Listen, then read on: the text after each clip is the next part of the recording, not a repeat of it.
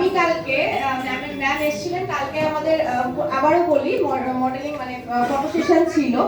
তো সেখানে আমি কালকে যখন বলছি ম্যামকে যে আমাদের আগামীকালকে ফাদার্স ডে সেলিব্রেশন আছে, চেষ্টা করবেন স্যারকে সাথে করে নিয়ে মেয়েকে একটুখানি আনার, আপনার কাছে খুব একটা কাজ নেই। তো ম্যাম আমাকে ক্লিয়ারলি জানালেন এবং ওর সম্পর্কে জানালেন ও এত ছোট বয়সে নোভেল লিখেছে, ইউ নো। এবং নোভেলটার নাম দ্য এন্ড বা নো এন্ড, ঠিক আছে? তো আমার এসব বস্তু লোকের সঙ্গে গল্প করতে ভালো লাগে, কথায় কথা আমি এগুলো জেনেছি।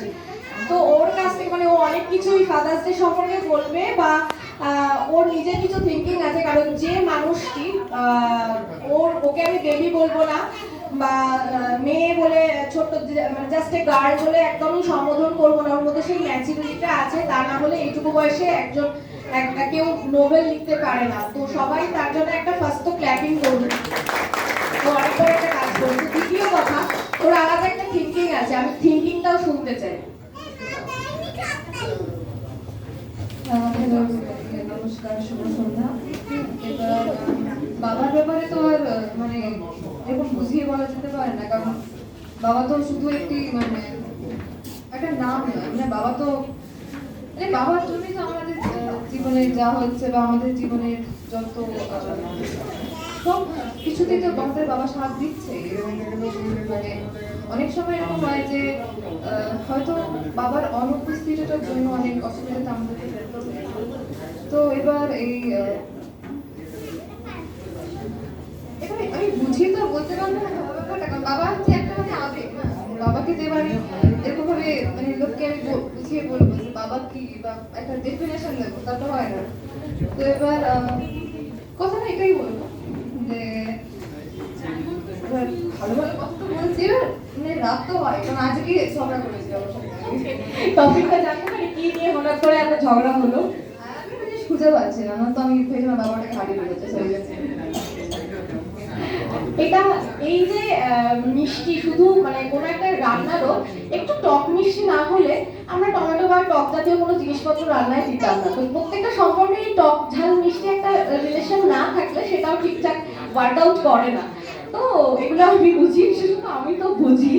তো আমি বলবো গল্প, আমার কাছে অনেক প্রচুর প্রচুর গল্প আছে যেখানে আমার বাবার সাথে ঝগড়া হচ্ছে এবং অনেক কিছু হচ্ছে। তো যাই হোক, তোমার নভেল লেখার পর প্রথম কাকে জানিয়েছিলে, বাবাকে কি মাকে? মাকে জানিয়েছিলাম, কারণ মাই উদ্যোগটা নিয়েছিল মানে ওকে ওকে। এমনি তুমি এখন এডুকেশনের কোন মানে কি ক্লাসে, কোন ক্লাসে? ক্লাস 10। তার মানে এবার তো বোর্ড এক্সাম আছে নেক্সট টাইম, নেক্সট ইয়ার। ওকে। তো কোথায় মানে ঘুরতে ঘুরতে যাওয়া হয় বাবা মায়ের সাথে? হ্যাঁ, মানে এই বছর যাওয়া হচ্ছে কিন্তু সেরকম মানে ওকে। তো ধরো বাবা, তুমি দিনের কতক্ষণ বাবাকে পাও, মানে স্যার কতক্ষণ থাকেন বা বাইরে যান? বাবাকেই বেশি পাই মায়ের থেকে, কারণ আমার আজ তো অনেক দূরে থাকে, মানে দূরে চাকরি করে। হ্যাঁ, সেই জন্য আমার বাবার সাথে বেশি যোগাযোগ এমনি তো করতে দেওয়া নেওয়া থেকে মানে সব বাবাই করে। ওকে, দ্যাট মিন্স মোবাইল ইউজ করো আই থিঙ্ক। হ্যাঁ, তো মোবাইলের ডায়াল নাম্বারে বাবার নামটা মায়ের আগে থাকে, অলওয়েজ থাকে। ওকে। তো এমন কোনো কথা যেটা স্যার জানেন না তুমি বলতে চাও? মানে হয় না যে অনেক সময় আমরা ভাবি, সাপোজ আমি আজকে ভাবছি কি ফাদার্স ডে, আমি প্রচুর সকাল থেকে প্ল্যান করছি যে আমি কিছু একটা গিফট করব, কিন্তু বা আমি কিছু একটা কিনবো, আমি সকাল থেকে সত্যি এখনো অব্দি মোবাইলটা ঘাটার পর সবই কাজ করলাম, কিন্তু এটা কোনো একটা জিনিস অর্ডার করব সেটা আর আমার দ্বারা হয়ে উঠলো না, যেটা আমার বাবা জানতেও পারলো না। তো এরকম কোনো ঘটনা বা তুমি যেটা ভেবেছিলে বাবাকে বলবে বা বাবার প্রতি কোনো অভিযোগ থাকলে সেটা বলতে পারো, কোনো ভালো লাগার ইমোশন থাকলে সেটা শেয়ার করতে পারো।